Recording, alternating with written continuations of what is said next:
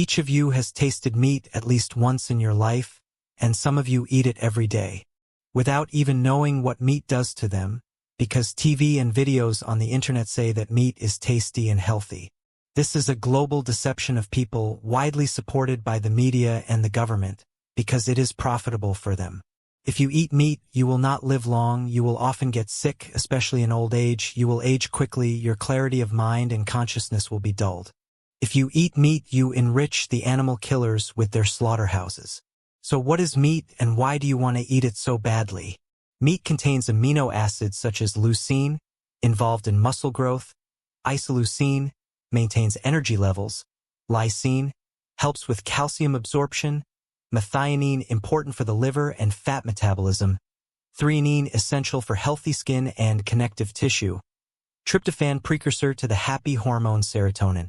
Meat contains fats such as omega-9, omega-3, vitamins B1, B2, B3, B6, B12, D, micronutrients iron, zinc, selenium, phosphorus, magnesium, potassium. At first glance, it may seem that if the meat contains so many useful substances, it is useful. It is, but for carnivores. And here the question arises, is man a carnivore? To answer this question, it is enough to compare the structure of the human body with a predator and everything immediately becomes clear.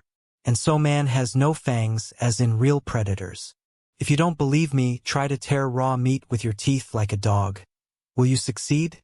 In humans, the mouth contains amylase, an enzyme that breaks down starches, i.e. plant food. True carnivores have little or no amylase. Humans drink water like herbivores, not lap it up like carnivores. The concentration of gastric juice is lower in humans than in predators. In predators, the pH of gastric juice is about 1.5 to 1.5, very acidic to digest bones, wool, and meat. Humans have a pH of about 3 to 4, which is more like omnivores or herbivores. This kind of juice takes a long time to digest meat and it starts to rot if not digested quickly. Gut length, herbivores have long intestines, carnivores have short intestines. In predators, the intestines are about 2 to 4 times longer than the body. The meat passes through quickly so it doesn't rot. In humans, about 9 meters, that is 5 to 7 times longer than the body, as in herbivores. This leads to the fact that the meat is longer inside the intestines and begins to rot there. Human instincts are different from the predator. He is not attracted to raw meat and blood. Thus, from the structure of the human body, we can see that man is not a predator, but rather a carnivore. Now let's consider why eating meat is dangerous and what diseases you can get. Frying meat produces carcinogens such as nitrosamines and heterocyclic amines. Also, meat contains heme iron, which is toxic in excess. Antibiotics and hormones are found in excess in industrial meat. Also, meat provokes disorder of intestinal microflora. Meat feeds putrefactive bacteria.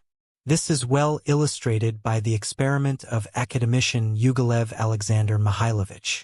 He took 2 frogs, one cooked and the other raw, and placed them in glasses with human gastric juice. The raw frog dissolved in 24 hours, but the cooked one dissolved within 3 days, all of which can lead to serious diseases, one of which is intestinal and stomach cancer. Processed meat such as sausages and frankfurters are officially recognized as a carcinogen of group 1, that is, it definitely causes cancer according to WHO classification as well as tobacco. Red meat is a group 2A carcinogen and can possibly cause cancer. Meat, especially fatty and fried meat, contains saturated fat, cholesterol, heme iron. The Framingham Heart Study at Harvard showed that people who eat a lot of red meat have a 20 to 30% higher risk of heart attack and stroke. Also, the Harvard School of Public Health in their research found that the daily consumption of 50 grams of processed meat, such as sausage or sausages, the risk of diabetes increases by 19%. And consuming 100 grams of red meat daily increases the risk of diabetes by 12%. A study published in the British Medical Journal in 2020, which was based on data collected in the UK as part of the UK Biobank project, has shown that increased meat consumption may contribute to neurodegenerative processes, especially due to oxidative stress and poor vascular health, which leads to Alzheimer's disease and dementia. Research in Oxford in 2020 showed that meat is rich in purines, which in the body are converted into uric acid, excess of which forms crystals in the joints, resulting in inflammation. Also, interesting research called Adventist Health Study on Life Expectancy was conducted in the United States.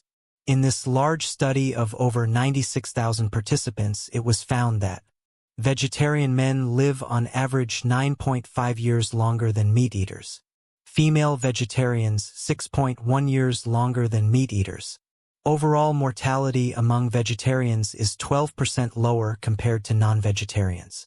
All this is confirmed by countries such as Costa Rica, Greece, India, and a number of other countries where little meat is eaten. For example, in Nicoya in Costa Rica, many people live to 100 years and more, keeping a clear mind and activity, as they eat meat only on holidays. In Ikaria in Greece, 1/3 of the population is over 90 years old.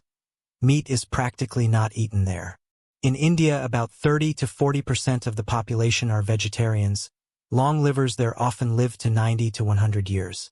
People are so duped by advertising, propaganda, and television that they live in a fairy tale world invented especially for them.